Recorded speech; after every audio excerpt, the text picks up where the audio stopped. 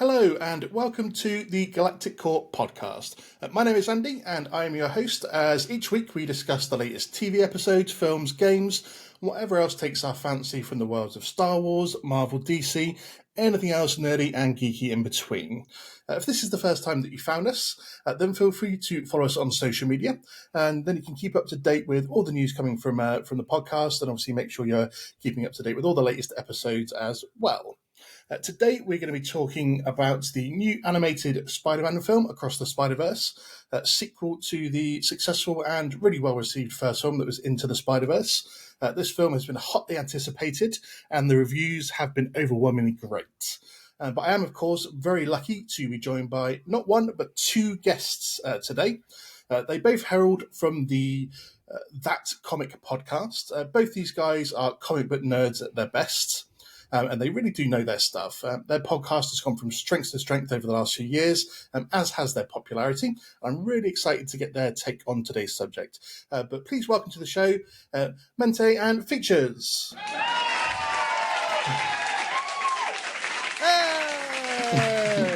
Thank you. It's all right. No, sit down in the back. Sit down. It's okay. You're too kind. So nice. Welcome to the show, guys. How are you doing today? We're great. Thanks for having us. How are you being 3 o'clock in the morning over there? No, it's not far off here. It's about 2:30 at the moment. So I'm just happy to be able to get you guys on and chat to it. So I'm more than happy to sacrifice a little bit of sleep. I can have a little bit of a line in the morning, so I'll not be too bad. But more than excited to have you here. What's been going on with you guys recently? How's your show been going? Well, it's still relatively new. We launched not too long ago. We're coming off the heels of about 6 years from the fireside chats with Cumulus Media. During the pandemic, one thing that we talked to them about is that we needed to rebrand. We started as a show called Fireside Chats because it was a joke. And I think I just lost my camera. Oh, no. So you get to enjoy that wonderful face for a little bit there. But yeah, we started a show called Fireside Chats, went on for about 6 years, and then got picked up with the OG Podcast Network. They then said, keep the name, even though we said we wanted something with comics in the title. And once the pandemic rolled around, we figured that was a good time to get the ball rolling. And we've officially relaunched as That Comic Podcast, 16 issues in and going strong. Yeah. We made it to the Galactic Core, so we got to be doing something. Made it all the way to the center, baby. Oh, my camera's back. Hey! Yeah, technical difficulties for anybody watching on YouTube. I'm sorry. I don't know what I'm doing. Happens to the best of us. Don't worry about it. I've had a few glitches myself over the last few weeks. It does happen to us. So what is it about comic books specifically that you guys really, really love? Because you're both comic book nerds. Let's be fair about that. So what is it about that keeps you going back to it, that you love about the stories? Sure. Feature, why don't you start this one? Okay. So I would say, for me at least, it's the stories have always been kind of an escape. So I grew up with a lot of these characters. Spider-Man, X-Men were among my favorite books to read. And also just finding things that actually aligned with me and myself, that correlated with these characters. So that was always that. And then just having these stories to come back to, and these fantastic tales of how they're navigating their lives whilst trying to protect and defend the world. And you're like, this is amazing. I wish real life was like this. But unfortunately, it's not. So I have to dive back into the books. I don't know if you can say unfortunately with things like Galactus and stuff. I don't know. I think we're fortunate for the scenario that we're in, that we just get to enjoy the books and not the actual ramifications of having a Doctor Doom in the world. But okay. That's true. I think that's a fair point. Yeah, we don't exactly want lots of mutants running around in real life, potentially causing issues. I don't want my local corner shop blowing up, to be fair. So no, they got to keep going strong. Yeah, but you're both a lover of Spider-Man in particular. So what is it about Spider-Man in particular that you guys like? Because he seems to be one of these characters that is almost at the top of everyone's list. He seems to be sort of that all-around great superhero that everyone does love and keeps going back to and is always excited by. What is it about him that sort of encourages you to keep going back to his stories and love him so much? Well, to answer your first question and this question, I moved around a lot growing up, so comic books were a consistency for me. So always being the perpetual new kid, it was always nice to have a comic shop to go to and just kind of pick up where I left off. And Spider-Man was my go-to because of the relatability aspect. I mean, you got to figure the popularity of Spider-Man happened due to the fact that he had real world problems. So that translates every generation. It's the reason why it doesn't matter which generation Spider-Man you grew up with, there's still that connection to him, because you see a lot of yourself in Peter and in Miles now and in Gwen and so on and so forth. So it really is the relatability of the person behind the mask rather than the powers. Yeah. Features. Like it's anything I say after that is just going to be a complete disambiguation, but the same thing. So my camera's going to drop now, right? Here it goes. But I'm sorry. I was just going to say, to his point though, it is just like that. Where the simpler way I would put it was just like Spider-Man is cool, but Peter is exactly who we are. So that's where the relatability comes in. And like once he puts that mask on, he becomes the person that he probably would normally be if he wasn't who he is now. Like in that moment, like as Peter, he would be Spider-Man if he had the opportunity to be Spider-Man without the mask. That makes sense. I mean, I feel like that's the key of it. There are two types of fans. There are Spider-Man fans, and then there are Peter Parker fans. Right. Peter Parker fans are very different than Spider-Man fans. Spider-Man fans like the oohs and the ahs and the powers and the swinging and the thwipping. The Peter Parker fans like the fact that he has a trash life. Like they like that he goes through turmoils and struggles like they do, but yet can also have this alter ego and be something so special to those around them without them realizing it. Yeah. So it's the idea of who Peter Parker is that keeps him at the forefront of most lists, in my opinion. And also why Miles had such a rough start in the beginning, because killing Peter was probably a bad move to do that. It's also, it is why we see this kind of divide, and we'll get into this when we talk Across the Spiderverse, to why the Across the Spiderverse movie was made in the first place. And that's because of old school Peter Parker fans like myself. I think it's a really good point, though, about the relatability of the character outside of, obviously, superhero powers. I think the same can be said for maybe heroes like Captain America. He always seems to be quite high up on people's list, that this is an everyday guy who's using hope and his ability to persevere, to push through, and people can relate to that. People want to see that kind of story, don't they? They want to see someone who pushes through all the bad stuff and goes through it, but at the same time has that hope and that perseverance to get out the other side and carry on with their life and push it on to try and be in a better place. So I love that you guys see that in it as well. And for Peter Parker and Spider-Man as well, do you think he's got one of the best sort of rogues gallery, so to speak, of villains? Yes. Villains is something that because villains is something that is amazing for each individual character. I've always been maybe more heavily into villains and anti-heroes than maybe the clean-cut sort of guys like Spider-Man and Captain America. And I knew that I was going to get on features because I saw his sort of top 5 villains list, and he's got Vader and Reverse Flash in there, so I knew that I was going to be fine with that one. But what do you guys think about sort of in terms of, he seems to have accumulated this amazing backlog of villains that he constantly faces that have turned out to be some of the best characters in Marvel as well. His rogues gallery is so good that Miles doesn't even have his own. That's how good his rogues gallery. His rogues gallery is such a good cast of villains that Spider-Man characters all have the same rogues gallery. They don't get their own. They don't get, because they don't really need their own. It's Batman, it's Batman, Spider-Man, and I would then say Flash would probably be the top 3 rogues galleries. I agree. And then the question of Spider-Man versus Batman's rogues galleries, that's a contested question for the ages. And I mean, nostalgia is going to give it to Spider-Man for me. I think he does have the best rogues gallery, but I can understand if anyone argues the good old Bats. Now, if I can add on to that, I would say if someone shows Batman's rogues gallery, I'm not mad at it, but I think Batman's rogues gallery, not just because he has an awesome rogues gallery, but I think what makes his gallery even more special is because Batman is just a man. And he has villains who have legitimate powers and should be able to kill him. But prep time. So but to be fair, that's to right off your point, features, is Batman needs his rogues gallery as much. You can't have as many flavor of the weeks with Batman. You need to have a Joker story every 3 runs. You know what I mean? Yeah. Where Yeah. Spider-Man really could survive on a brand new rogues gallery. That's the popularity of that character's as far as power is concerned. A character like Batman needs to have a strong rogues gallery to function properly. You know, does that make sense?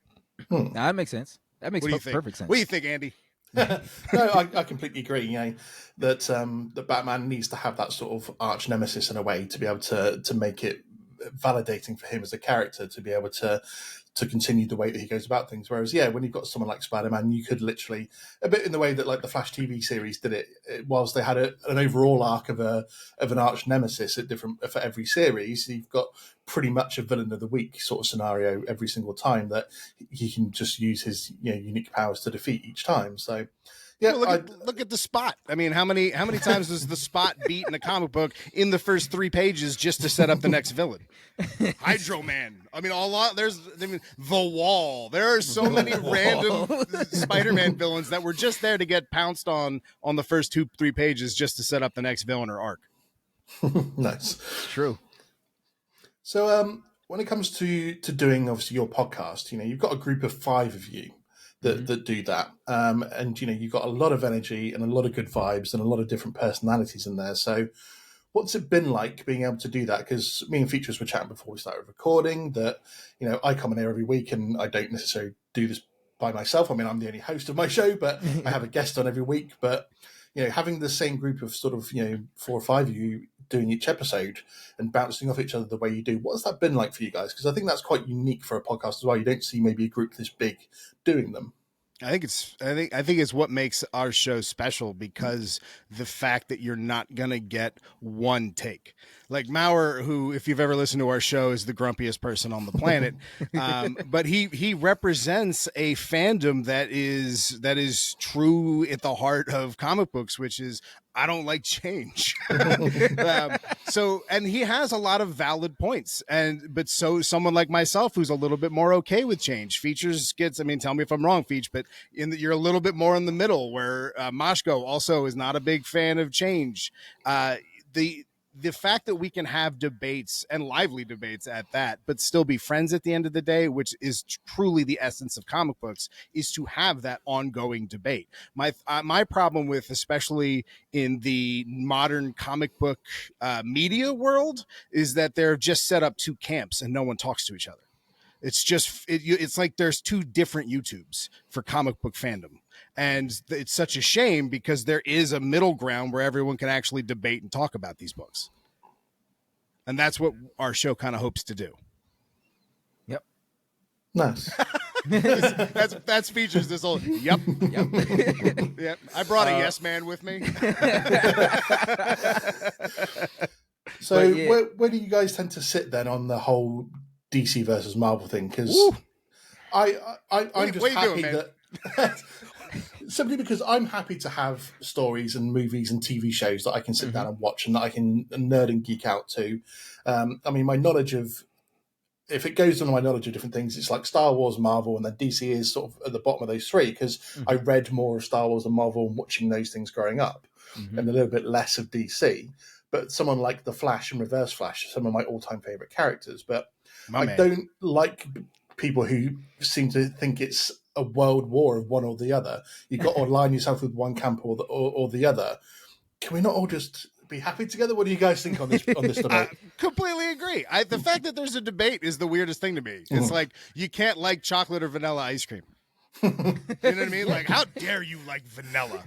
Well, but then present me with cookies and cream. Or Neapolitan ice cream. Like, I'll take strawberry as well. I'm good with Image Comics. Like we can have them all. Right. I do. There is a hierarchy of quality and content, but that, as far as the comics, that shifts. But there has always been a hierarchy of movies versus television versus animation when it comes to Marvel and DC. So they do have their strong points. But the fact that there are people out there who neglect a genre that they like, all because of loyalty to a brand that has no idea they exist, who rely on the other brand's success, is silly to me. Yeah. And to add more onto that too, is this a lot of a lot of things that people will point out as far as a difference between Marvel and DC. There's so many things that are similar. Like if you listen to our podcast, you'll notice like me and Mauro will go back and forth about Namor versus Aquaman. Literally the same character, except Namor's cooler. Namor's cooler. He's cooler. Same power set. No, same character. I mean, are we allowed to curse on your show? Yeah, fuck it, go for it. Yeah. All right, so Namor's an asshole. I mean, if I was going to choose to hang out with Namor or Aquaman, I'm going Aquaman all day long, and I feel like you would too. Really? Because Namor's leaving you in the ocean to drown. That's probably 100% Aquaman calls you an Uber. Does he though? But see, if this is Aquaman from the animated universe, it's pretty much the same character. He's going to leave you hanging. Surface dweller. Nah, you get out of here. He's half surface dweller. What are you talking about? So is Namor. Yeah, that's true. That's true. Although that half's also a mutant, so he also has a whole other aspect of why he doesn't like surface dwellers. So, yeah. I mean, but still, both kings and or prince of Atlantis. Aquaman being the prince, Namor true king. There's so many similarities between characters and even the universes themselves. So to even deny one over the other is ridiculous. To that point, that fact. Look, if you're a Spider-Man fan, if you really like Spider-Man, he's the reason you have a Miguel O'Hara. The only reason there's a Batman Beyond is because of Spider-Man. Take away Spider-Man, you lose Batman Beyond. So they feed off each other. I mean, they're both well-oiled machines that take a look at what the others like. Hell, Deathstroke, Deadpool. I don't care what Rob Liefeld says. He'll say all day long that wasn't a rip-off character. But bro, I mean, but you don't get a Deadpool without a Deathstroke. So without a Slade, there's not a Wade. I mean, I feel like neglecting one for loyalty is just a weird thing because it's all about your entertainment. Yeah, absolutely. I think we can argue all day about which one you like better. Yeah, that's a different story. That's a different story.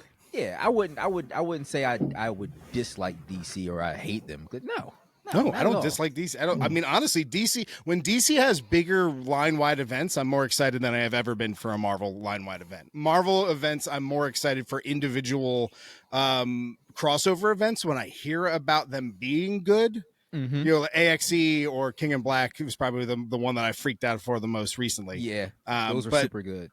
But when you all of a sudden get a Dawn of DC or hell, when Rebirth rolled around, it was like, it was DC Mania. Yeah.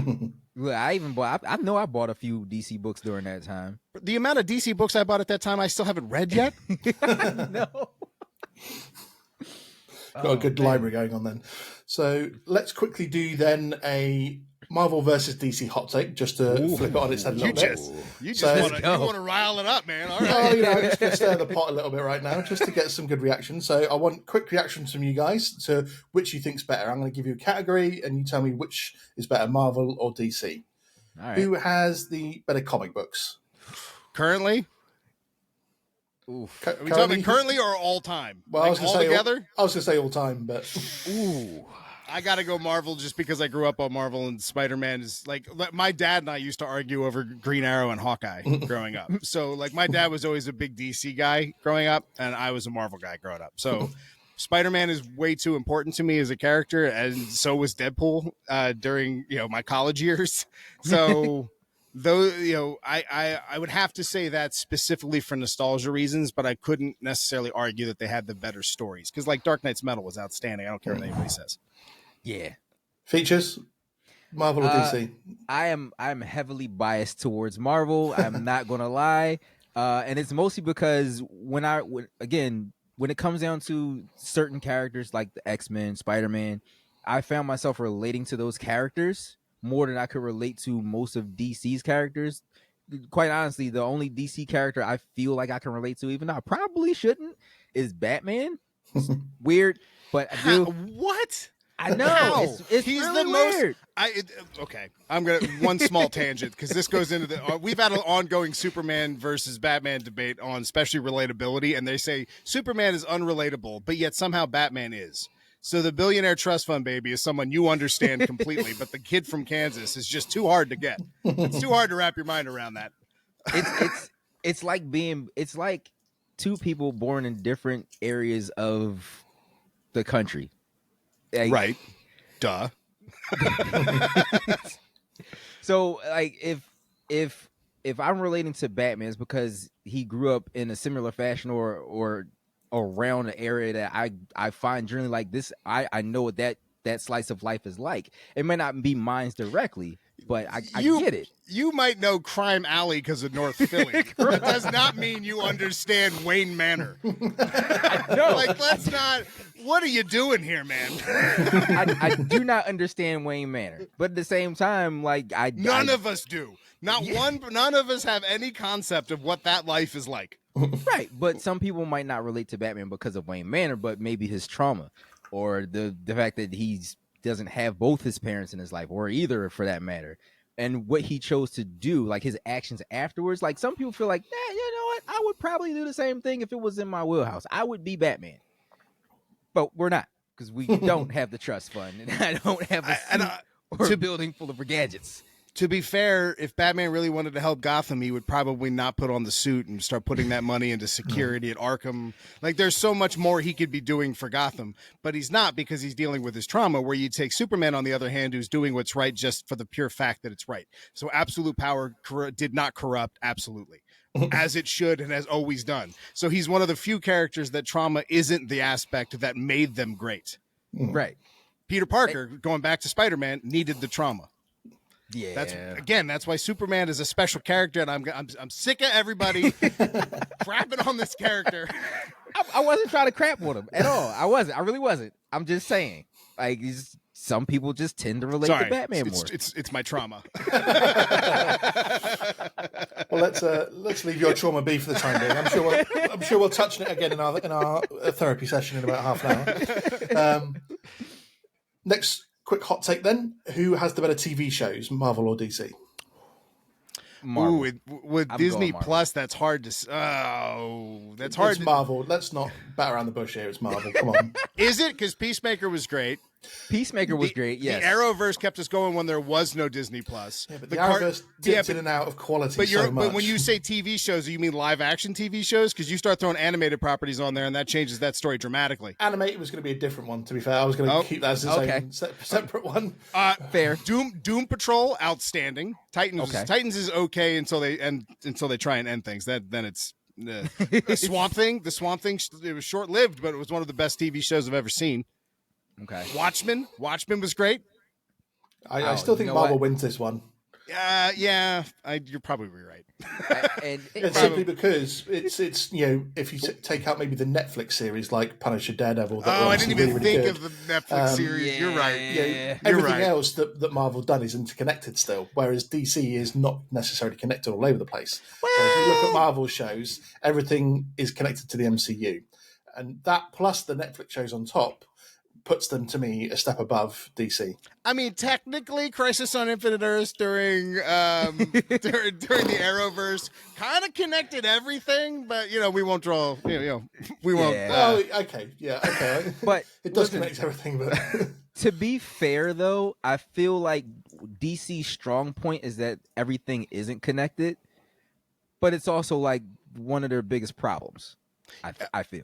And I would also agree that right now, Marvel television is one of the biggest problems of the MCU, where DC television is more important to the history of DC than it's ever been to Marvel. For example, the Adam West Batman is the only reason we have a Batman. I mean, that book was on the verge of being canceled. If it wasn't for the popularity of that show and The Dark Knight Returns, there would be no Batman as we know him today, or in general.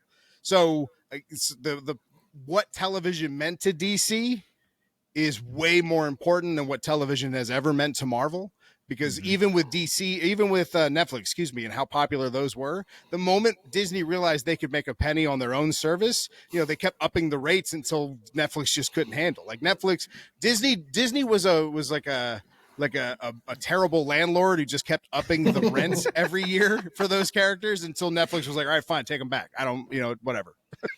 So You're right, because those like WandaVision is, you can't argue. WandaVision is just an outstanding Phenomenal show. It's a beautiful show. I like Falcon and the Winter Soldier a lot. I know people give that crap, but I really like that. I thought it was a great show. Hawkeye is outstanding, and I can't. Yes. I watch now. Every Christmas is going to be something I watch. So Loki, I had Loki super high up. Loki, Loki, God, and that, yeah, you're right. So no, you're right. Television goes to Marvel. It goes to Marvel. So on the flip side of that, as we were saying, animated, I think this one's going to be pretty obvious, to be fair. I think DC. The animated goes to DC, does it not? Yes. Hands down. Yeah. Hands down. How could it not? That's not even a question. Yeah, it's too obvious, to be fair, isn't it? But this is okay. I got a question for you, because you're a Star Wars fan. Because this is where we start talking about the history of things and how important it is versus just the fact that you liked it. So, Star Wars, for example, are you a Legends person or are you a Disney person? It's an interesting one, because I think nowadays I tend to stick to canon material, simply because I think everyone has their blinders on a bit when it comes to Legends material. Where there's some really good stories in there, yes, of course there were some really, really good stories in there. But at the same point, the Legends universe was something that almost anyone could write a book or a novel about and publish it to the Legends universe. And that, unfortunately, ended up with about 60 to 70% of the Legends universe being not particularly great. But how is that not true for a lot of different brands? You know what I mean? Like, true, but at the same point, you've got everyone trying to add to a story and doing their own thing and writing characters the way they wanted to do it, as opposed to the way that a canon story is told, where we, as the people that are taking in that material, don't get to decide anything about what's canon. It's written for us, whereas the Legends universe, you could contribute to that if you wanted to, in terms of writing your own book or story. So it ends up being you still had to get it approved, right? You still had to get... Yeah. But it's the fact that you could still get that done, whereas canon story is written by, for example, Lucasfilm and Disney. Yeah, but Lucasfilm isn't the people who... they're not Lucas. Like, you can't tell me Boba Fett's Boba Fett. Like, Boba Fett is... Like, look, you say you're a big Star Wars fan. I'm a huge Star Wars fan as well. So you and I are eye to eye on this. I'm burgeoning. But Boba Fett was one of the most, like you say, Spider-Man meant a lot to me growing up. So did Boba Fett. Boba Fett was one of the coolest things, especially started reading the Bounty Hunter books and reading the comics. I loved Boba Fett, so that when I could not wait for that show, and then the show came around, and that's not Boba Fett. Just like Moon Knight is not Moon Knight, to be fair. You know what I mean? So if you are aware of the source material and the history of that source material, it does change your viewpoint on it. Like, a lot of people don't like the Fantastic Four, but they are if not the most important, probably Spider-Man is most important. They're the second most important comic book to ever be created by Marvel. Yep. Because without them, there'd be no Black Panther. There'd be no, what's it called? Inhumans, but who cares? There would be, there's so many aspects of Marvel that was introduced through the popularity of the Fantastic Four that, regardless on whether or not you like them, doesn't change the fact that they're important. And the brands you like wouldn't be the same without them.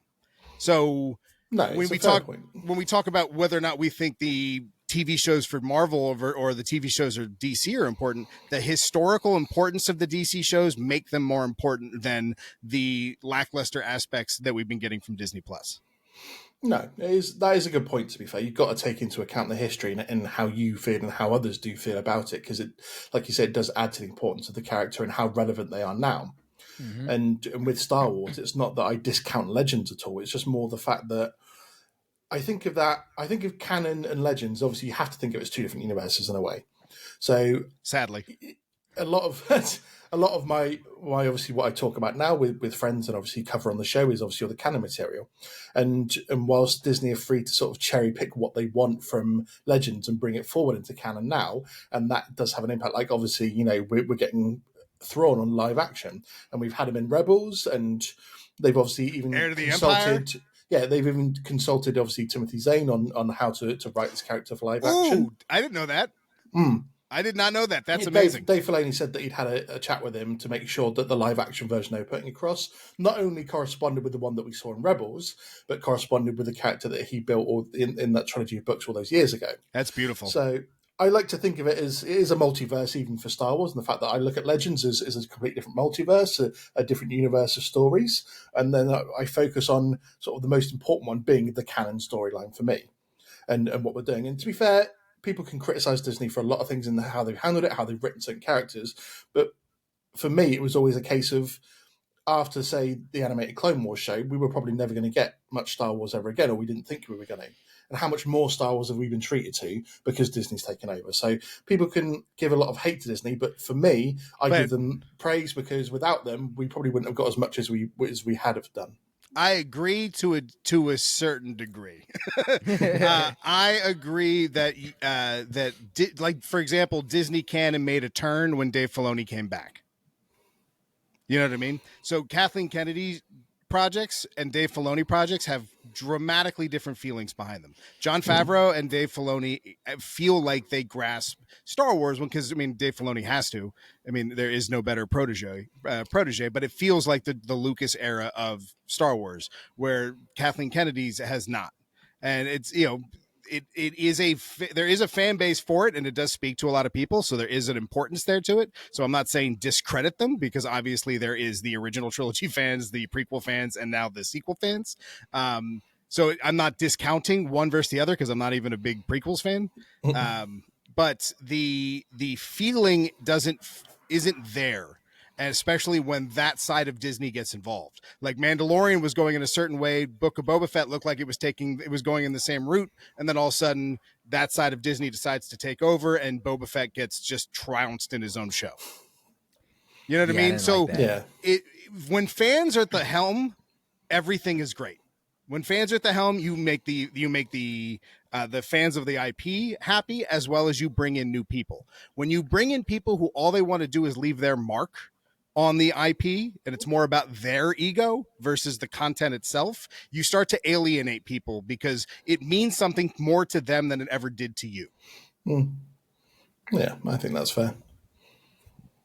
That's fair. Okay, so let's go on to our last hot take then. It's what I do. I kill conversation. That's what I do around here. It's a very valid point, to be fair, but I'm like, I treat them as two universes, and I don't go into a lot of these things with a certain level of expectation, because I just want to go and see what the story is. I'll judge it afterwards on a second or third or fourth viewing, but when I first go into the cinema, or when I sit down to watch a new series, I just sit down as a fan of knowing that I'm a fan of Star Wars, Marvel, DC, whatever, and I just want to enjoy it at face value first, and then I'll judge it badly after that. Oh, I agree. Yeah, I agree. When I walked out of Last Jedi, there's video of me online talking about how great Last Jedi was, and it was at first viewing, because I'm not really thinking about how it connects to things, the canon of it. Dark Knight Rises, the same way. I'm like, Dark Knight Rises, I walked out of the theater with, that was a fun movie, and then I thought about it, that was a dumb movie. Same. Thor: The Dark World, same thing. I walked out like, wow, Thor hit things with a hammer, and then I went, no, that made sense, actually. Thor: Love and Thunder, I came out of the cinema and gave it a 7.5 and out of 10, and I was just like, what was I thinking? I agree. I completely agree. So you get wrapped up in the moment, and then the moment you think about how it actually connects, you're like, all right, that wasn't actually that good. But the last hot take then, so technically it's 2-1 to Marvel right now, but the last hot take, Marvel or DC, who's got the better films? Oh, you know. Come on, man. Don't do this. Well, all right, so Marvel's better than DC. Let's move on. Although I will say that DC movies are they're more important to sit. Well, no, that's not true. That's not true, because Endgame and because what the MCU did is so unique. that it's hard to say that, but the MCU is also not on the level that I would put like the Dark Knight. I wouldn't put Watchmen. I wouldn't put V for Vendetta. You know, like there are some movies that are a league above what your standard comic book movie is, and DC tends to have those that are more film, right? Yeah. More cinema than you know. And then I don't want to go the Martin Scorsese route and say that they are, you know, they're what's it called? They're amusement park Westerns. Rides, but they're starting to feel that way. Like they're starting to, like Multiverse of Madness felt a lot like a roller coaster at points.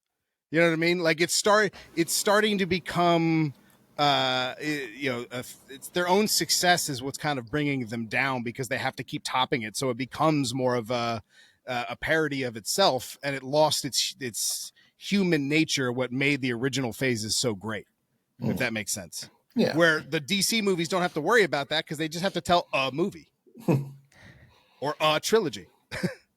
I was going to add to this, and it's a funny thing because I was thinking about this right before we got to the question. DC, if I'm correct, and correct me if I'm wrong, DC got into movies before Marvel did, and they had Batman, they had Superman, and those were the things that was the benchmark. So like I'm pretty sure if not for those films, Marvel probably wouldn't have branched off into this. Maybe. Depends. No, I agree.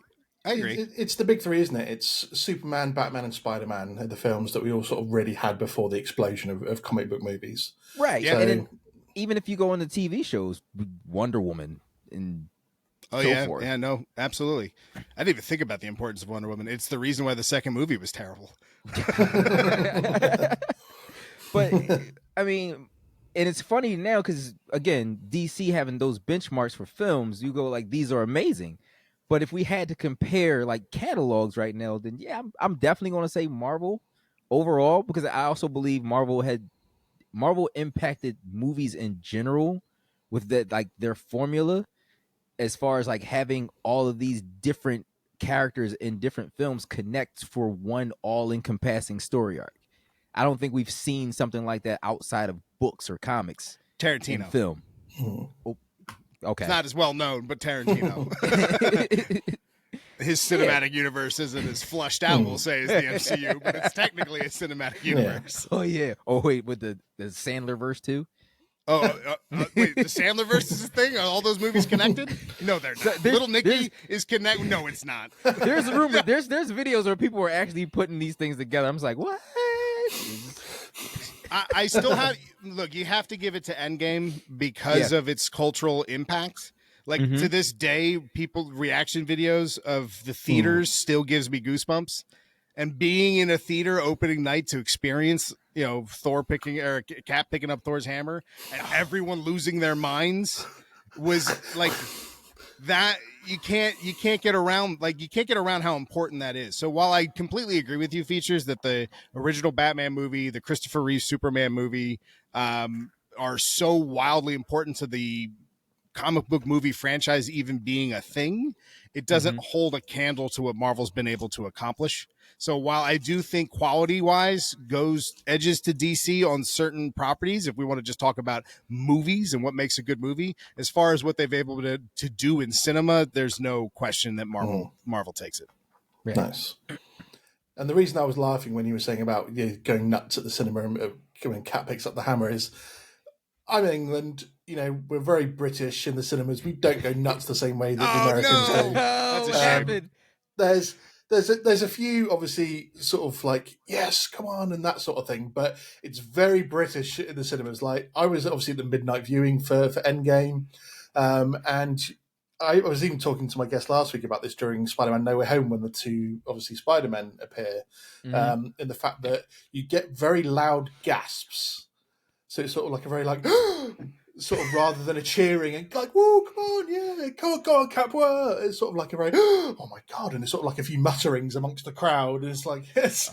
We didn't have quite the same reaction as I've seen over the internet. And I don't know whether that sort of reaction that you get in America detracts or adds to it for me, because I am someone that likes to watch a film without too many other people around, because I want to be able to concentrate on it and not be disturbed, whether it's like kids with their bloody sweet wrappers or someone that's talking 2 rows back constantly throughout of it. But at the same time, I watch some of those movies and go, okay, there's no real essential dialogue going on at those exact moments because it's all about the action. But I'm like, I still can't decide how much it would add or detract from my own personal experience. So I'm guessing you guys are just more used to that in general. Yes, and let me throw something at you. Are you? I'm not a sports fan, so let's just start with that. Are you a sports guy? I mean, soccer for you guys, football, yeah. Okay, but you're a football guy. All right. Yeah. All right. So you watch the games on TV? Yeah. All right. I don't watch any sports, none whatsoever. Skateboarding is the closest thing, and that's just my Instagram feed. Like that's as far as it goes. But going to a football game, going to a baseball game, going to a basketball game is a completely different experience because you get wrapped up in the energy of those around you. And that's something palpable at MCU movies that you cannot get in any other experience going to the movies. Maybe comedies, really good ones where everyone's laughing. Sometimes you find yourself laughing at jokes that at home you'd go, nah, maybe not even a chuckle. But because the theater or the tension in the room at a horror movie, that's something that is unique to going to horror movies in the theater. Like, look, features will tell you, I am a stickler for you do not disrupt my movie. I get angry very quickly if you pull your phone out or start chatting. But if everyone is so enthralled in the movie that they can't help but cheer, you can't help but get wrapped up in it. So it is, I would say, although it's very British not to, as you've been telling me, try it. Well, let me tell you why I won't be trying that, because in Multiverse of Madness, when Patrick Stewart came onto the screen, wheeled on, and obviously got the X-Men music in the background, Yes. one guy cheered, and then when no one else cheered, he literally shouted out, he went, "You're all boring," and somebody just turned around to him and went, "Shut up." He was American. He was American. Oh, no, he was English, to be fair, but he was he cheered and everything. He's got relatives over here or something. It was more British than not cheering at Captain America. The fact that this one guy cheered and no one did anything, and he's like, "You're all boring." Like, shut up and watch the movie. Although, if it's one person, I'll be right with you going, shut up and watch the movie. If it's everybody because you can't hold it in, different story. I'm telling. Endgame was an experience at a movie that I didn't think was possible to have. To be fair, yeah, even if it was slightly more reserved over here, there was still a palpable excitement outside the cinema, everyone queuing to get in, and obviously the excitement of seeing it all as well. And then I think there was a lot more emotion at the portals scene rather than maybe the cat picking up the hammer scene, because I think at that moment everyone's so invested in the story that even if you're a bit more reserved, the emotion sort of floods to the front a bit, everyone coming out the portals and sort of going for it. So I'm not saying it doesn't happen over here. It might happen in other cinemas, but maybe it's this town I live in. Everyone's mopey bastards down here. So you know what it doesn't happen at? DC movies. That's actually true. It really doesn't. We saw The Flash, and it does happen at one point, but it had nothing to do with The Flash. Is that because a DC movie is so dark you're not actually sure if you've just seen it on screen or not? That's a good point. That's a fair point. You can't cheer at something you're not seeing. So that's true. That's true. Oh my goodness. Just before we then move on to chatting about the Spider-Verse film, because we've been having a good natter so far, just one sort of whimsical, amusing hot take to throw at you just to see which you think's the worst one, so to speak. Mm-hmm. Who's worse? Who's the more toxic fan base? Star Wars fans or Snyderverse fans? Because I've been having this debate for a little while. I've got my opinion. I don't want to touch on it for too long, but I thought it was a fun one to throw at you guys. All right. I have an answer, Feach, but you got something? Go ahead. I instantly was going to say the Snyderverse first, but then I had to think about some incidences that happened throughout this year so far, and I'm just like, and I also don't think the Spiderverse fans are bigger than Star Wars, so that's going to be the ultimate winner for Star Wars being the most toxic. Most of them are fake. They're bot accounts. For every Snyder fan, there's 35 bots. Yeah. Like, don't get me wrong. There are things about the Snyder. Like, I liked Zack Snyder's Justice League. I thought it was actually a very good movie. It's way too long, and you got to watch it in chunks. But it's still a much better movie than the original Justice League was. But I don't think his fan base is anywhere close to what Star Wars. Star Wars fan base is so big that you have to segment it into different groups. Like, there are sequel fans, prequel fans, and original trilogy fans. And the problem with Star Wars fans is they take any kind of backlash to Star Wars fans as a personal affront to them. So, like, for example, the actress who played Reva in Obi-Wan Kenobi, and she got all of those racist messages, and it was horrible. And she's getting sent all of these racist things. And she puts up pictures of those exact messages that she's talking about. And then out of nowhere, all of these Star Wars fans are going, yeah, but she's a bad character. You can't say anybody's bad without, it's got to be racist. It's like, no, she can be a bad character and experience racism. It's not a mutually exclusive thing. And she's not talking to you. Like, I don't think Raven's a very good character, but that has nothing to do with the actress. But she was getting legitimate racist comments. So the problem with that Star Wars fans have that I don't want to say Star Wars fans because it's not all Star Wars fans, but there is this community that feels as though that any kind of criticism that they give is immediately turned around as some sexist or homophobic or racist, and while there is plenty of examples of those things happening, for some reason Star Wars fans take all of that on as if it's them as well. Like, you're calling me racist. And it's like, no one is. They're calling these particular things racist. You're being very weird that you're saying, no, but she's just a bad character. Yeah, no, we got that. I understand how you feel. That's not what we're talking about right now. So Star Wars fans are bigger and they can be more toxic, but at the same time, I also love what Henry Cavill said, which I don't know if I'd call it toxic as much as I would call it passionate. There are shitty people, and every group, like since the 1980s, the population of the world has doubled. So that means there's twice as many assholes out there. So that means every fan base has twice as many assholes. So I think the problem with toxic fans, quote unquote, is that they take on they defend other toxic fans. If that makes sense. Like they, for some reason, take that as an affront to them. It's like, no. This was a horrible thing that happened, and the character was written poorly. They can both be true. Does that make sense? Did I answer the question? I don't know if I may have went on a tangent there. I'm not sure if I answered the question. No, I think you gave a pretty good answer, to be fair. So let's chat about Spider-Man Across the Spiderverse then. So coming off the back of, what was it, about 4 years ago, I guess now, the first film. Was it 2019, if I'm correct? Obviously, good reception for that film. I thought it was a good film overall. And so coming to this one, you guys have come off the back of that film. The trailers come out for Across the Spiderverse. How are you feeling then before going to see the film? And what you're anticipating for it? How excited were you it? What were your thoughts before you actually got to see the film? I'm going to go on a rant. Features, you go first. Okay. So before we got to see the film, my expectations was it has to be as good or better.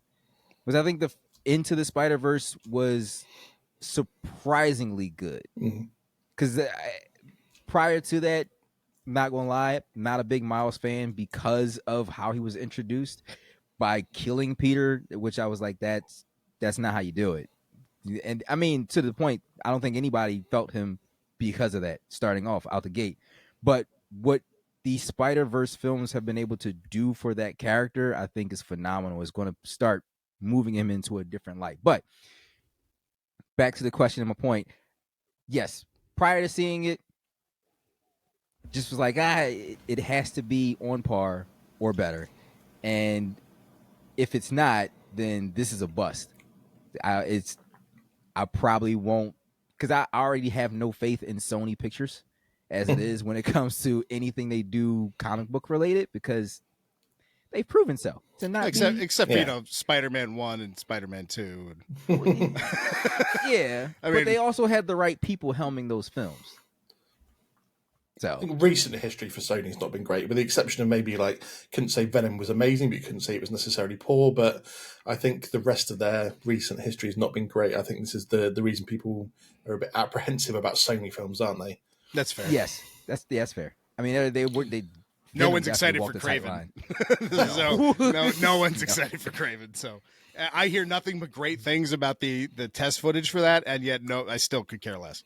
Yeah, that's like Gotham. No, we don't even need to do that. That all that stuff I talked about how important DC television shows were. Gotham is the exact opposite. I don't like the Spider-Verse. Let's just start there. I don't, and it's not that I don't. I like the concept of the multiverse. I know there's a lot of comic book fans that hate the multiverse because it's a MacGuffin that allows you to kind of rework anything you want, anytime, whenever. I mean, hell, Miles is in the MCU, or excuse me, is in 616 because of the multiverse, and which when you want to talk about where I think this is all going, remember this point right here, because we're going to come back to this. But I don't like the Web of Life and Destiny, and I don't like Madam Web.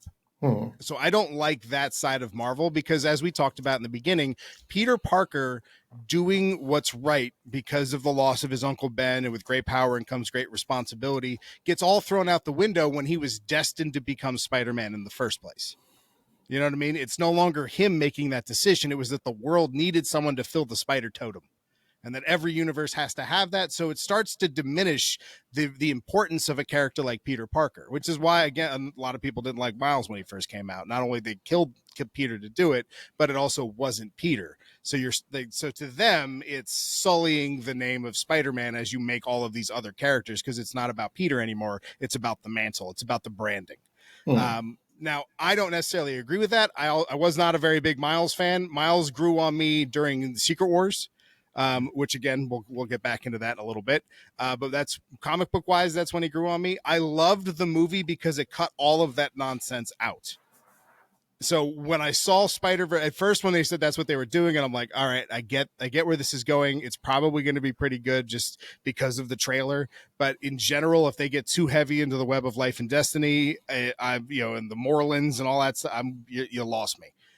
And it stayed away from it and made it one of the best Spider-Man movies ever made. Mm-hmm. It was very well received, but it wasn't the biggest financial success as everyone thinks it was. It was actually Netflix that really gave that movie new life, because a lot of people, especially over the pandemic, discovered Into the Spider-Verse on Netflix. So that's really where it blew up at.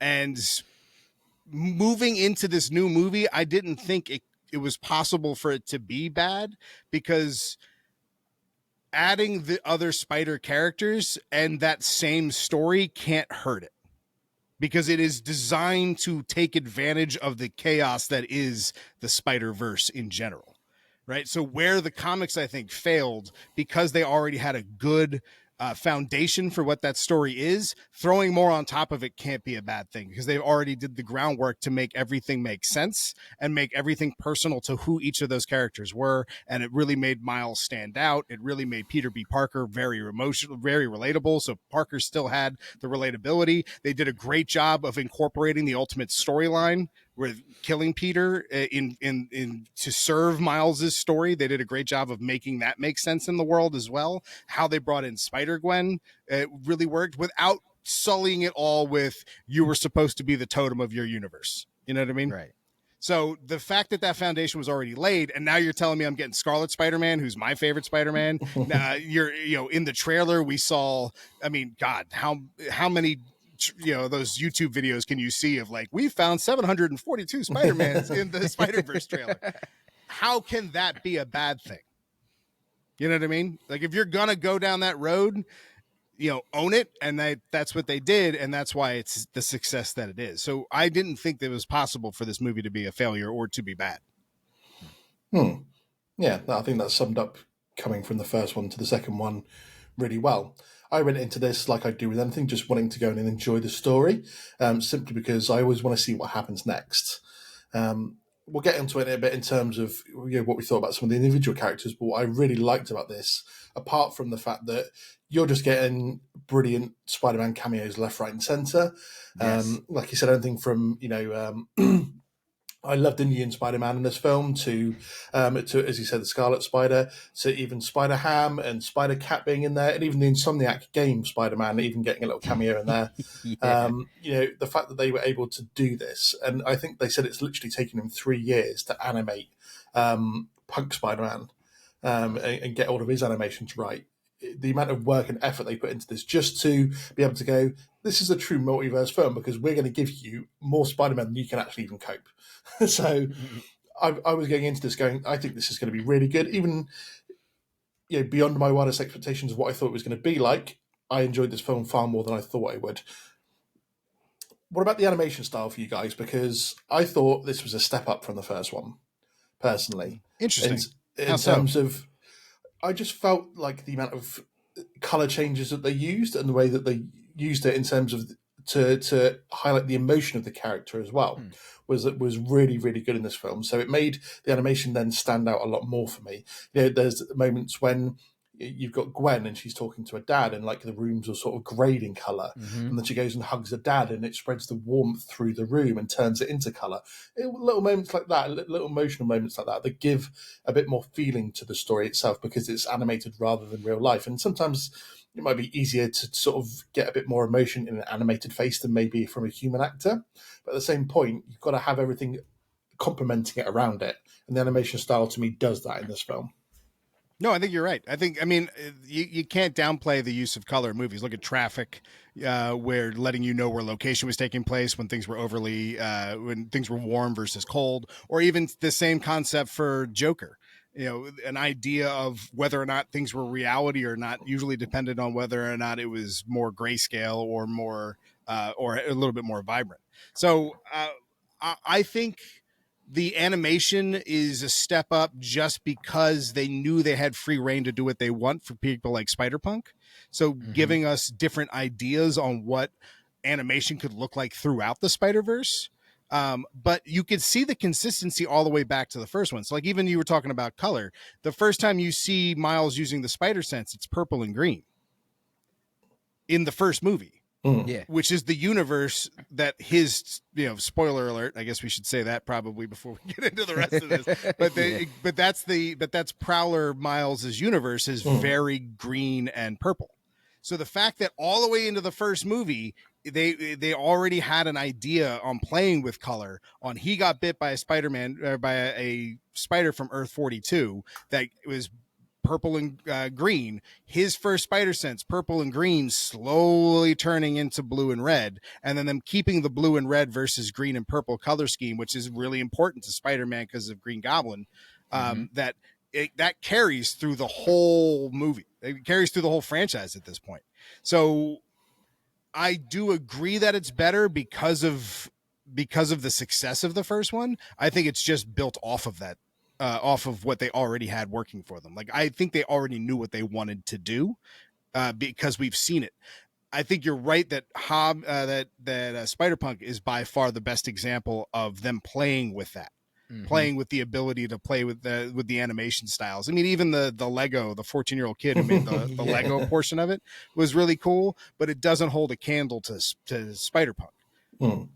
Yeah, and if I can add on to that, I think with the animation style evolving to what it has in Across the Spiderverse, Spider-Punk being like the main example for me as well, because clearly he's drawn differently than everyone else according to his universe. I like the way that they were able to incorporate like these identifiers with the characters, with the colors they use, and even the art styles in which they were drawn, but it not becoming an eyesore and it all really blending together on screen very well. So it's not taking you out of the film because one is way more distracting than the other, and it might not be the focus of where you need to be paying attention to at the time. You know why I think that actually works is because it knows it's a comic book movie and really leans into that. Like seeing all the comic book. I mean, hell, we got a letterbox in this movie. We got a letterbox that told us what was it, Hammer Space? Yeah. Where from what's his name? Spider Hams, when he said like this hammer will fit in any pocket and won't take up any space. The fact that they referenced that with a letterbox to remind us what happened in the first movie is the most comic book thing I've ever seen since Ang Lee and the Hulk. You know what I mean? Like that is it really it opens up with the Comic Code Authority seal.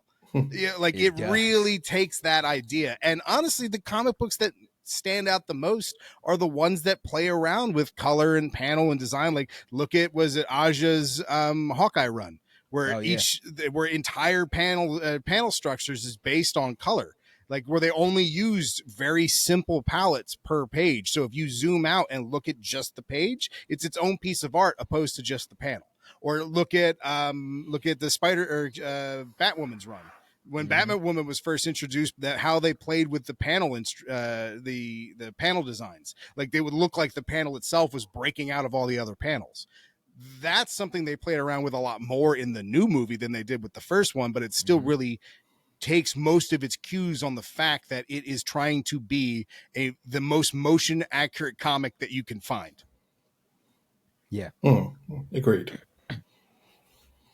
So then let's have a chat about some of the characters and maybe some of the cameos as well before we get into the plot, because the plot's obviously got a lot to it and there's some bits I specifically want to touch on as well. But about the characters and the cameos sort of first. So I just want to touch on some of the cameos, just in case anyone sort of forgot about some of them. So, obviously, Scarlet Spider was voiced by Andy Samberg. For anyone who's not familiar with that name, Brooklyn 99. I was sat there. I forget sometimes when you read about like who's going to be voicing these characters.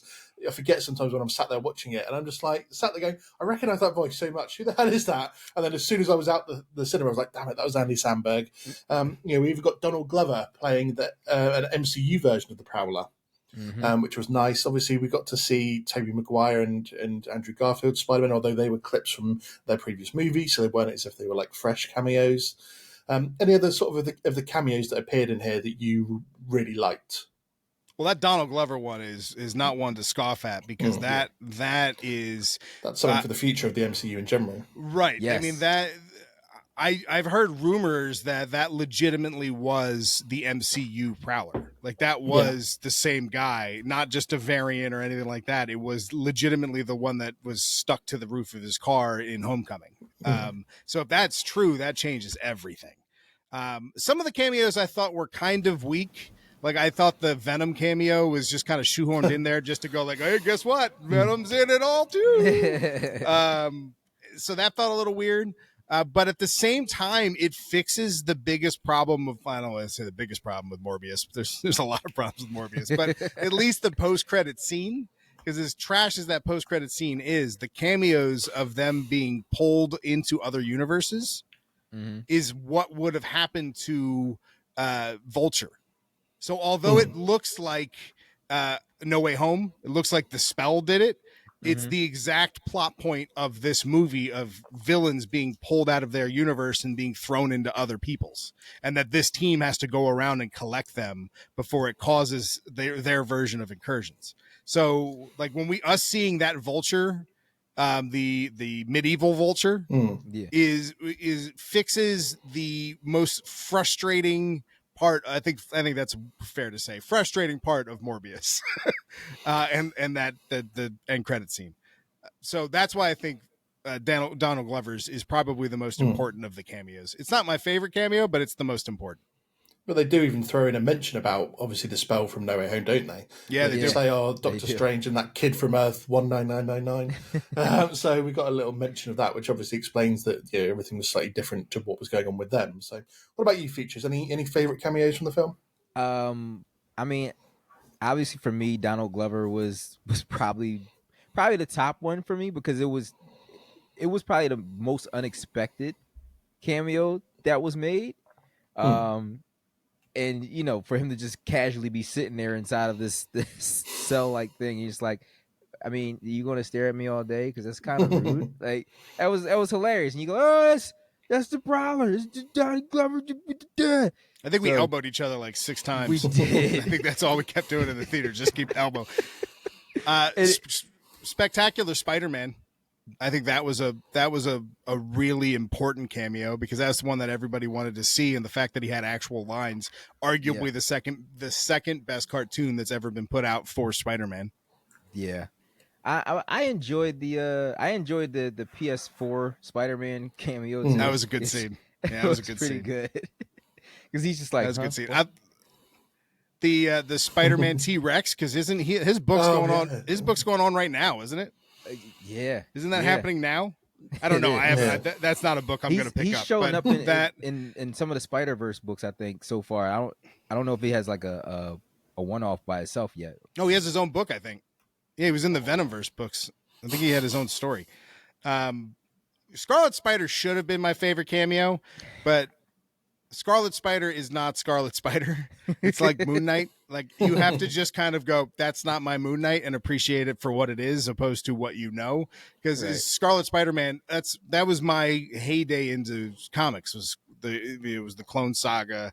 It was coming off the heels of the Carnage books, which is when I really started reading comics. So I really like Scarlet Spider-Man. All of the power, none of the responsibilities. That whole idea of that character was phenomenal. And the hoodie, like the whole look of him, was just the most awesome 90s thing you could get. So when he showed up, he's hysterical, but you're like, oh, he's just going to be a punching bag and a joke the whole time. Damn, man. All right. Perfect pose. Yeah, right. Stare at the wall. Nothing's happening.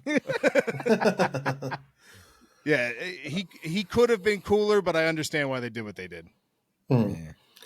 To be fair, I don't think any of us were going to turn our noses up at the amount of different ones that we got to see, did we? In terms of all the different Spider-Men, something for everyone in there, and they really overloaded it, like we were saying earlier on, in terms of just throwing everything they could at it to make it feel like this isn't just a few different Peters or a few different Miles. This is pretty much everything we could throw at the kitchen sink at you. So I think it was really great to see so many different ones coming forward, especially when we're in the multiverse saga of the MCU. I know this is Sony, so it's a little bit different, but since they're sort of sticking with the multiverse theme as well, so to speak, at the moment, good to see that different side of it.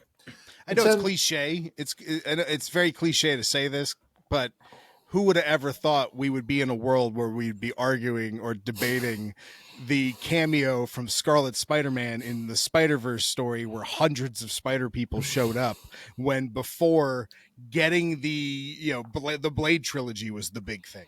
You know what I mean? And like even that was shocking that we were getting Blade movies.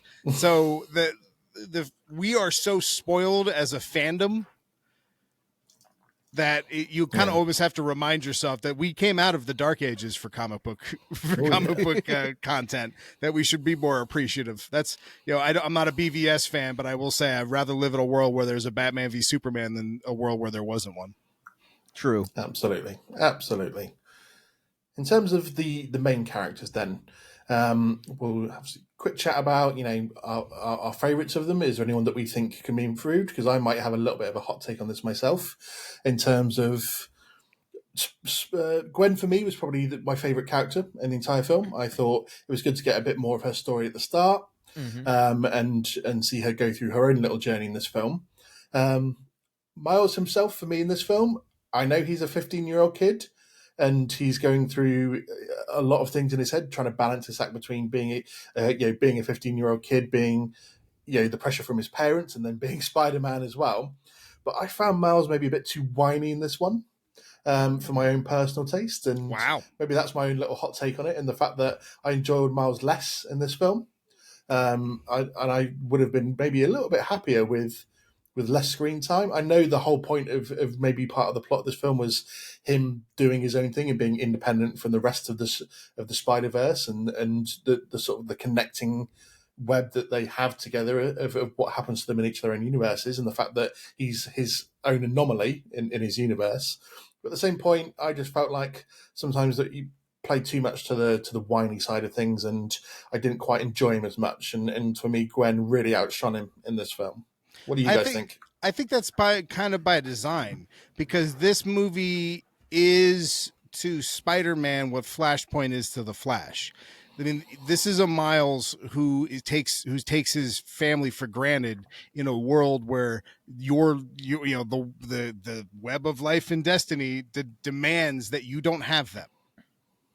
And that's really for watching the Flash movie recently and watching this movie right off the heels of it, the parallels to those stories, to Across the Spiderverse and to Flashpoint. We won't talk about the actual Flash movie, but to what about the trailer of the Flash movie as well as Flashpoint. It's a Barry who never lost his family versus a Barry who is ridden with trauma. So you have all of these characters who know what it means to lose someone, and Miles, who lost his uncle, don't get me wrong, but his uncle was also the Prowler and tried to kill him. So there's a little bit more going on in that story, where he took his parents for granted the whole movie, because it was more important to be Spider-Man than it was to be around his loved ones, which is very similar to the story of Peter. So his character is supposed to be a little whiny in the beginning, because you're not supposed to realize that he's neglecting the most important aspect of his life through the first half of the film. It's not until the spot becomes extremely powerful does he realize that he may have had the last conversation with his parents. Right. And then that's also when he starts to grow up. It's no longer about showing off and being, the one and only Spider-Man. It's about saving those that are the most important to him. So he becomes more of the Spider-Man that we know and love because of tragedy. Because of seeing what the world could be without those important figureheads to him. Does that make sense? I think it makes sense. Yeah, that makes sense. I mean, it's to your point. because of that movie, now with them pointing out, hey, all of us have to lose somebody. It's part of the game. It's like the spider rite of passage, if you will. Like they just have to experience this horrible thing in order for them to be the version of whatever the spider person it is that we know now to be great, I guess, if you will. But I heard I heard an interview with the writers and the director where they were talking about that aspect of the plot being a commentary on old school Spider-Man fans who refuse to accept Miles because the arbitrary rules they place on the character of Spider-Man because of their love for Peter Parker, which wow. I think is a weird take. It's Yeah. like I get what you're saying, but I think this is the argument over mantle versus character. Like Spider-Man is Peter Parker to most people, where now we're being told to think of it as a mantle. And that story, the whole story is that if you want to be a spider person, you got to lose someone. You have to go through all these canon events, quote unquote. And that without going through these things, you can't be Spider-Man. And then you find out from Spider-Gwen that that's not true. And then you find out from Spider-Punk that that's not true. So and then you hear from Miles, no, that I'm going to do my own thing. Is them saying that you, regardless on your thoughts of Peter, you have to accept Miles for who he is in the grand scheme of comic books. And for a lot of old school fans, that's hard to do, even though I think at this point, Miles has earned his place. Like Miles has done enough. Like I understand why people hated him in the beginning. I completely get that. Yeah. But who his character is now is not necessarily a Peter Parker knockoff. You know what I mean? Like he's become something more than we literally just wanted to make a Black Hispanic version of Peter Parker because Barack Obama said Spider-Man was his favorite character. I mean, that's no joke. Yeah. I mean, that's Brian Michael Bendis literally came out and said that. So that really rubbed a lot of people the wrong way. But over the years of having Miles around, he's evolved and become his own character. And now I don't think you can say that the Spider-Man universe is better off without him. I think the Sony game has proven that. I think the Sony game and how they incorporate Miles is some of the best Spider-Man storytelling we've ever seen. Features, anything to add on top? I think he said it all in that regard. I agree with that. That's not even a hot take. That's a very great take. I am kind of shocked about hearing about what they thought like old school fans feel that he has, like that's their take, that they believe Miles has to go through something to actually be Spider-Man. And well, it's not that they feel that way. They don't feel that way. They feel that we feel that way. Longtime Spider-Man fans feel that way because he's not Peter Parker. And they're trying to make that point of he's not, and he shouldn't be. Honestly, the fact that Miles doesn't have his own rogues gallery, I think is ridiculous. The fact that they've even written that into the comics where Miles himself talks about like, I fight a lot of Peter's villains. Is weird. He should get his own rogues. Yeah. Like he's established enough. It's like Nightwing goes to Bloodhaven and gets a whole slew of villains that nobody knows about. Yep. Why Miles hasn't gotten the same treatment? Like he got Vulture's granddaughter as like a sidekick for a little bit. Wow. You know, that was unique. But for the most part, he just goes up against Spider people. Like he's the main in the Carnage in the last couple Carnage books. He's been a mainstay. You know, the last couple. So he's Marvel's answer to fans that want the high school Peter when you still have the adult college era Peter. So you have high school Peter, college Peter, and then teacher Peter, right? And we can't go back to high school Peter, but now you can through Miles. But at this point, and that's what they thought was going to happen, but because Miles has become his own character, as he always should have been, that I hope we start seeing a world where his books start to sell better, because to this day his books still don't sell very well. So I hope that changes for him, and I hope that he starts getting his own branch of the Spider world, opposed to just being, Kid Arachnid. Yeah, because that's what he feels like. He feels like Kid Flash. He feels like Kid Flash that never really became Flash. Like he's Wally who never became the Flash. So, and then Across the Spiderverse feels like the first time that you see him as Spider-Man opposed to Kid Arachnid. Yeah, I think with the movies, they're going to the movies are definitely establishing him as his own character even more so. I think, to your point, Minty, if they can manage to get him his own villain that really like pushes the envelope of what he can be as Spider-Man, that's gonna really elevate him. And I think it'll elevate his books too, because you have a good he's a good hero all his own, but he doesn't have his own rogues gallery, which is sad because he does deserve one. But it only takes one villain. You give him that one villain that can be reoccurring, but also like the most dangerous.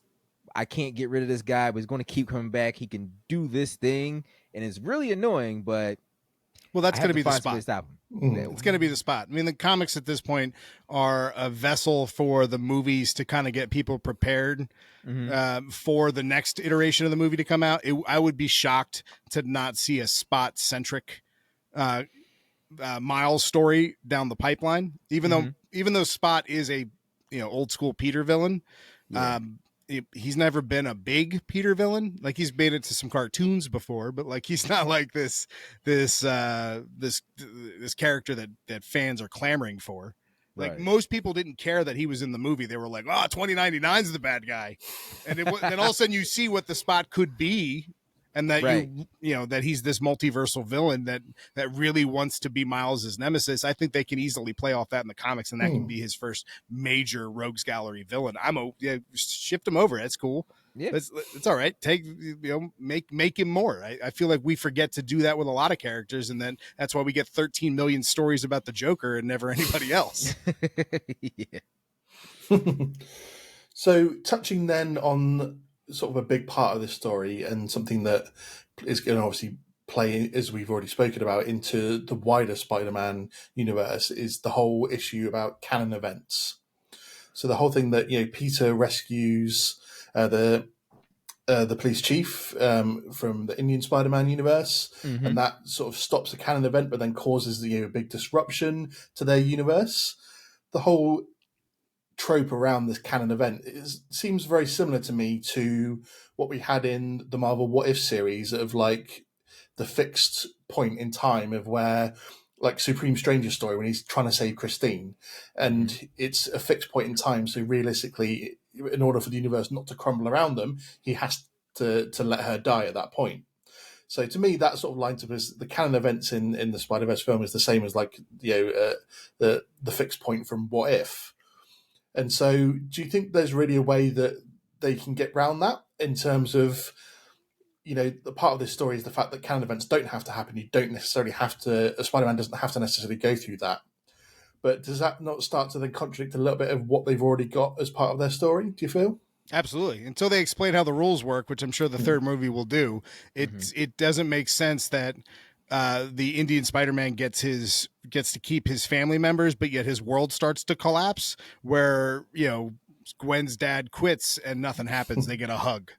Right. So they didn't explain what the rules are, and that's fine. It's very possible that Miguel just doesn't truly understand what a canon event is. But like, canon events are true. They're not called canon events, but the set point in time is true in Marvel Comics as well. Like, every universe has an Avengers team. There's no way around that. That's just a constant throughout the multiverse.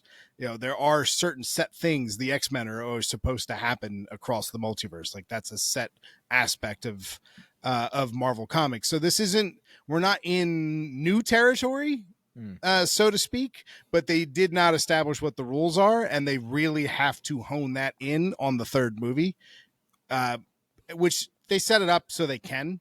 Obviously, we didn't know about the fact that it's a possibility to not have canon events until the very end of the movie. So it would be silly to believe that they wouldn't address that, because they very much made it a big point of the plot towards the end. They just didn't explain a damn thing about it.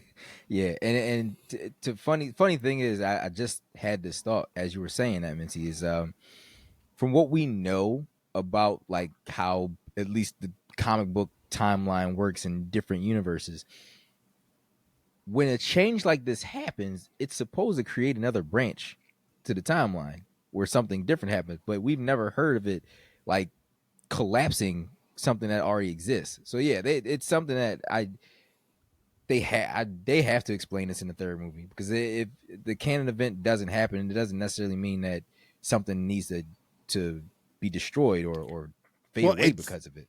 It neglects some of the MCU rules, but at the same time follows by them. Because I mean, if I don't know when we're getting into this part of it, but rumor has it it's all the same multiverse, and it's all the same. Like the web of life and destiny in Across the Spiderverse is the same as the MCU multiverse. So the Loki timelines that we saw are the same thing as the web of life and destiny. So I don't know how they're going to play with the rules, because to be fair, Marvel hasn't truly explained the rules very well, because even in Endgame, they had the writers and the directors had two conflicting ideas of what all of that actually meant. And they still have yet to explain it, because except for the fact that Kang did it. Like that's their explanation. Right.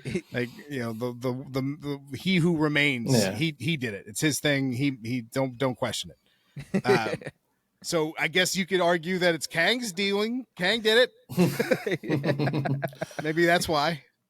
But it is something they need to address for that simple reason that everything is. Oops, sorry, go on then. I think I figured it out. I figured it out. All right. So during the movie, at some point, like Miles is being chased up the train.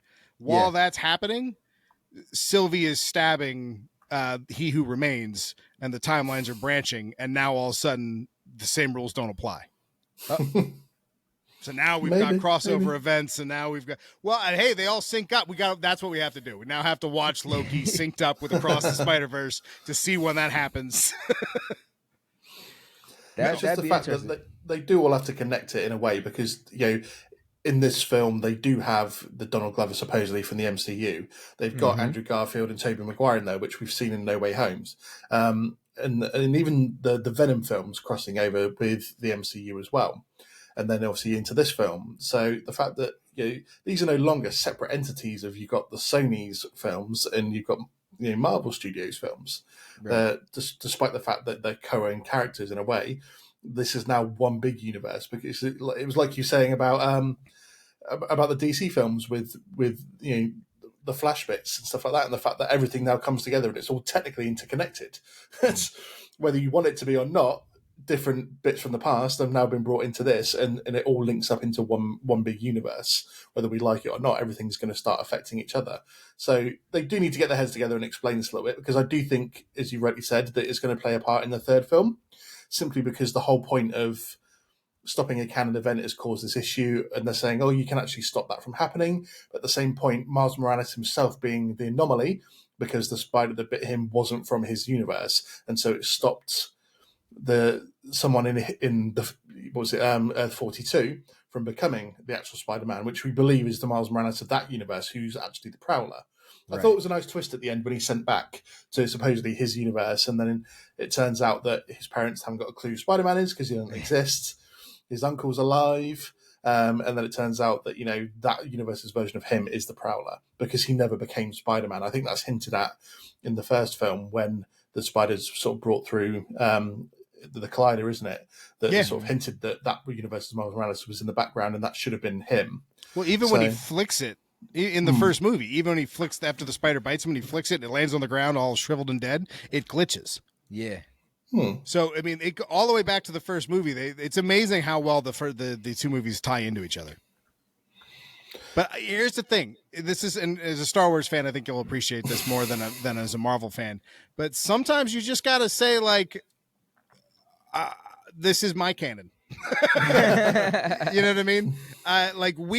For example, we have no problem suspending disbelief for any time any Spider character or Iron-based character just conjures up some bullshit about technology to fix whatever problem because of quantum computing magic that they have at their disposal. We'll just go, oh yeah, of course Tony Stark can build that. Then why wouldn't he? But the moment all of a sudden we don't understand canon events, we're like, oh, get your shit together, Sony. What the hell's wrong with you guys? You know what I mean? Like, the more I don't know how to word this. The more I want to enjoy something, the less I'm trying to pick out what's wrong about it. And I think that becomes a problem with comic book fandom, that, like, as I said, I walk out of Dark Knight Rises, or I walk out of the Thor movies, and I'm like, that was a lot of fun. And then I think about it and I go, that movie sucked. I just lost all the joy I felt.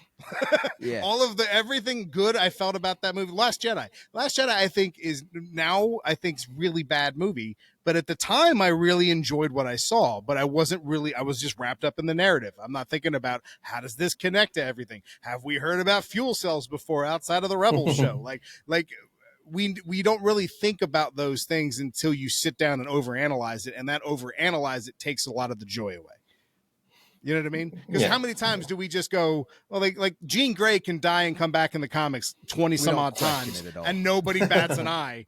But, Peter dies once and we're like, how dare you? Thinking like he's never going to come back. Like, what? Well, Wolverine died. He stayed dead for 3 years, 4 years? And of course he's back. It's 4 years. Everything sets itself back to right. So it's getting worked up about some of these things. I have a feeling it's just going to make the movie-going experience worse for you. So what are we expecting then from the third film? Beyond the Spiderverse, they've obviously set this up as a two-parter. What are you guys, Features, what are you expecting from this third and final film, from this trilogy? From the third film, I'm expecting 2099 to have an even larger role in the film. I honestly believe that we only get Prowler Miles for like 20 minutes, because I don't think he's going to play I don't think he's going to be too big of a factor, honestly, because it's and you guys got me thinking about these canon events. I'm like, oh, maybe the canon event that was missed in that universe was a spider biting Prowler Miles, but it bit a Miles. That was the canon for that spider. That's why successful mission. Maybe why nothing happened there, but. That's a story. But in a different universe, so theoretically, that universe should have been destroyed. Yeah, theoretically, right. But let's make our movie going experience terrible and jump back into that. But outside of that, I think again, Prowler Miles, 15, 20 minutes, if that. 2099 realizes like, oh, maybe I could have been wrong. Somehow, all the spider people get back together. They fight Spot off. Miles' father lives. That's my spoiler alert for the future, if that happens. But that's what I'm expecting. That's probably what I want to happen, because I always want the heroes to win, and I think we've had enough films to satisfy that. Oh, they can lose, but then they win again. All right, great. So I don't think we're going to witness Miles losing so much in these Spider-Verse films. Fair. Mendte? No, I agree. I don't think Prowler Miles is going to be a big part of the movie. I think it's going to feel like, a lot of how MCU movies or MCU shows will start, and they'll just kind of gloss over that one aspect. Like Doctor Strange now has an eye that he screams in the street, his third eye. And don't get me wrong, it's an important part from the books, but like he screams that this is a big deal, and then all of a sudden, right after the credits, all of a sudden he's just opening and closing it, no big deal. He's just with his scarf. They just kind of gloss over those kind of things. So I have a feeling that part's going to get glossed over a little bit, but that does then argue or ask a bigger question of, is the villain Spot? Like, does this really end with Spot being the main villain, or do we pull in someone like Superior Spider-Man, who we now know has a new book coming out, which again, usually plays into they're getting people prepped and primed for other things to happen in these movies. So it would not surprise me to find a character like Superior Spider-Man. For anybody who's unaware, that is when Dr. Octopus entered the body of Peter Parker. Parker dies in the body of Octopus, even though he was in his head as a ghost. It's Freaky Friday. I like that book. That's a good book. I know you did. And listen, the concept was great. I get it. It's a good book. But I didn't like the fact that it was Doc Ock in yeah, but it was Doc Ock learning about who Peter is, and it changes him as to be a good person. Like, it keeps Peter at the center of that story, even though Peter's not involved. Yeah, you know what I mean. The other cool thing I will say about Superior Spider-Man was him learning actually how strong Spider-Man actually was when he rocks Scorpion's jaws clean off his face. It's like, yep. That's about right. But now I would think you'd probably get a lot more spider people, and it's going to be Miles, and I guess the quote unquote Web Warriors, because I'm assuming that's what Gwen's team's going to be. that team, that new band that she sets up by the end, her breaking up with the Mary Janes in the beginning and then creating the new band by the end, I think that team then becomes moving past this movie, because look, Beyond the Spider-Verse is going to end with, I think, what Feature said. He's going to break the canon events and prove that it's okay to be your own thing and that anyone can be under the mask and that you don't have to be Peter Parker to be a successful Spider-Man. Because I think that's really the story they're trying to tell. They're trying to make Miles a mainstay character, which if it wasn't for the video game, it wasn't for the movies, that wouldn't be true.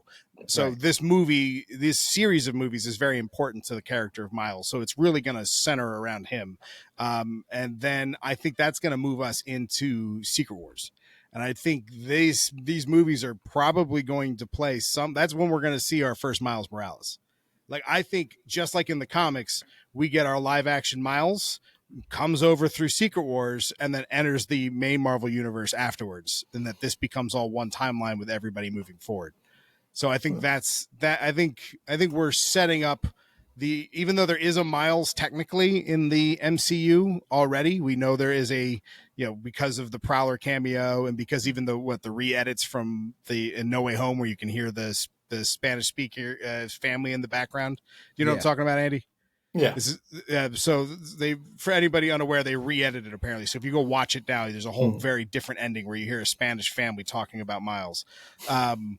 If that's true, I don't know how they pull it off, but I do think you're going to get your live action in Secret Wars moving forward. I think because it is exactly like the comics and a much more clever way to do it. So I think all of this is moving into not just a great trilogy of animated movies, but a backdoor entrance for a lot of these characters that are doing well from Across the Spiderverse to now be entered into this bigger MCU with Sony's and Marvel's support. Well, I mean, Amy Pascal has confirmed that they're developing a live-action Miles Morales film, aren't they? So we are definitely going to get him sooner or later, whether it's they move this one maybe across, as you said, during Kang Dynasty and Secret Wars and move him fully then into the MCU and turn this one into live-action, or whether we get a different one, who knows? But it seems to make sense that they would set up this trilogy of films for him, and then the one that we get, as he said, maybe comes across in the two Avengers films, and they draw him across then, and they streamline everything into one universe, and we've got that Miles Morales that we've already been familiar with and already had a trilogy of films on, and we get him then put into live action. It seems to make sense to me, to be fair. I hope they don't do that, to be honest. Really? I don't want that to happen, because I do think there's a better story to be told with Miles in the MCU. I think introducing a new Miles as a young kid who's getting spider powers, being mentored by a Peter who just lost everything, eventually then getting contact with that Venom symbiote that was left behind, just like we're seeing in this new game that's coming out, where he then gets this Venom symbiote while training Miles and starts to become darker and darker and darker. And then Miles is the one who actually saves him from being corrupted by the symbiote and helping him remove the suit, instead of it just being him in a stairwell, in the church tower hitting the bell. And that's I think that is a much better story for the MCU's version of Venom than necessarily just pulling him over. There's such a great story to be told there that I feel like you'd be robbing it for cameos, which Marvel will do. I would like everybody to remember those words, because that is a Mendte original idea. Well, I don't know if that's true. Listen, if it happens, because it sounds so, every time you say it sounds so compelling. Like that's actually a great way to do it. Really. Well, we've seen the Venom story too many times for it to get another Venom story the same way. Right. By adding Miles to that story and putting Peter in a mentor role during that time is just imagine if in Into the Spider-Verse, if Peter B. Parker was Black Suit Venom. It was Black Suit Spider-Man. That dramatically changes their dynamics, because Miles is going to be like, "You're hurting people. This isn't right. This is wrong." And so the dichotomy between those characters and how they would grow and evolve is just too good to pass up for. And now they're in one world. Woo! I think it's a good idea, to be fair. Like I said, they've already got a bit of that symbiote left behind after the No Way Home post-credit scene, and they've got to find a better way of introducing Venom than the traditional story, because, like you said, it's it's like they did with the MCU's Peter Parker, and the fact that they know that the Uncle Ben story was sort of told to death. Right. So they didn't need to do that story all over again. They just go, you know that story already. We don't need to tell it, so we're just going to bring him in now. But Venom does need a slightly different approach, but just not the traditional approach that we've already seen, already read about. Let's do something a bit different. So yeah, fair play. I like that idea. Yeah, I mean, the only other way I could see them bringing Venom in outside of what they have already is Secret Wars. Spider-Man's involved. That's where he gets the suit. That's if he one gets way. the suit in Secret Wars, I'm going to be so annoyed.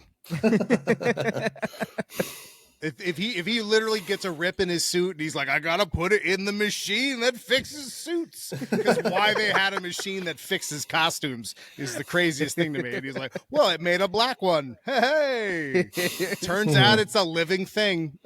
Like that. I don't want that story at all. That they just wanted to put Spider-Man in a new costume and they didn't know how to do it. And and Rob Liefeld went, well, or not Rob Liefeld. Oh God. Todd McFarlane, excuse me. Todd McFarlane was like, I'm not doing black suit Spider-Man, so do something with that. And they were like, all right, well, now we got Venom. Now Venom's a thing. So they better not do that. If they give me real Secret Wars black suit, I'm going to be annoyed beyond. If they stop the whole narrative because Peter ripped his suit. Like think of it. They cut that out of No Way Home on purpose when he got the sludge or when he got the paint splashed on him. There's a reason. Like, did you watch Some More Fun Stuff cut of the movie? Did you see that? Like the cash grab version of it, they re-released it with the more fun stuff, and they had the extra bits, the extended version. Yeah, I have seen that. Yeah, it's unnecessary. Movie's long as it is, you just wanted more of my money, and you got it. So congratulations. But please don't do that. Final thoughts then, gents, on Across the Spiderverse. Rating out of 10. Hit me with it. What are you giving it? 10. 10. I can't give things 10. I can't give things 10. I've watched. Is like, I think people are too generous generally with their ratings out of 10 for stuff, because I always think, if 10 has got to be literally the best thing that this planet has ever seen. People give far too generous, like 8s and 9s to stuff, I think. So if 10 features, if you're telling me this is the best thing on the planet, I'm gonna take you at your word, but I'm just saying you can't. I'll let you readjust your score. I don't want to say it's the best thing on the planet. Features. One bite pizza rules. Right? One bite pizza rules. You got to give a decimal. If it's figure skating, you can't give. So what's your decimal point? All right. So I will give it a solid 8.6.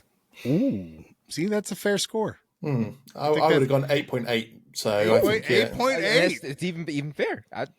I'm going to go noob and give it a straight 9. Right. After all that, I give it back decimal points. I'm still going to give it a 9.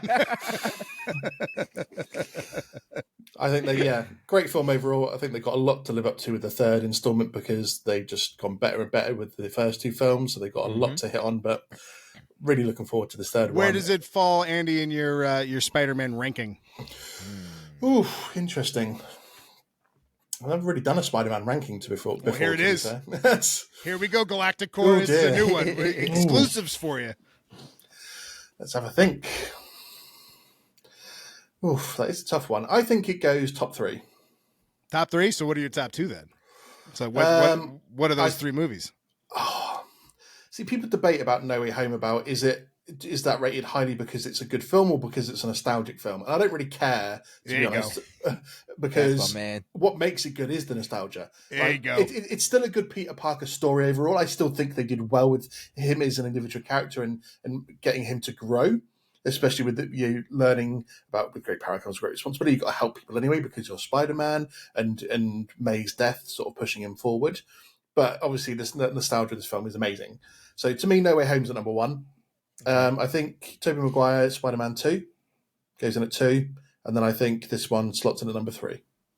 I think I give you the same list, except for I'd probably go Spider-Man 1 over Spider-Man 2, and just because I really like Willem Dafoe as the Green Goblin more than I like Dr. Octopus. Yeah, it's a tough one between those two. But I completely agree with No Way Home. first off, No Way Home had to essentially reset the franchise and erase all of the MCU from it. No Way Home is a better executed version of Days of Future Past for X-Men. Because it had to reset everything and still do it in an entertaining and good way. And where Days of Future Past pulled it off, and it's still one of the best of the X-Men movies, it's not nearly top. I don't know if I'd give it top 3. You know what I mean? Where No Way Home, I completely agree. I think it might get the top spot, if not number 2, just because I think the importance of Tobey Maguire's Spider-Man is, it's the backbone of so much. Right. But if I had to just give it my ranking because of the nostalgia and because of the cameos and because of you gave me a unique version of the great power come great responsibility, the fight scenes between Tom Holland and Willem Dafoe are some of the best in the MCU. To me, I think I give it the same exact ranking as you do. I think you're right. Into the Spider-Verse is 3. I think Across the Spider-Verse is probably, is it 4? Is Across the Spider-Verse 3? Across the Spider-Verse might be 3, and Into the Spider-Verse might be 4. I like. No, that's not true. That's not true because Spider-Man 2 is going to be number 4 for me. Which one? Amazing or Tobey? No, Amazing is pretty low. Amazing. I love me some Andrew Garfield, but no, neither of those movies are that good to me. 1 is way better than 2, but still, no, man. I think they're both top 5. I think it's probably No Way Home, Spider-Man 1, Across the Spider-Verse, Spider-Man 2, Into the Spider-Verse. I think that's your top 5. Features, do you want to round us off with your top 3 ranking then, since we've had our crack?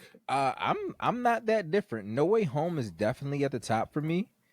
In the 2 slot, the 2 slot would definitely be Spider-Man 1, because it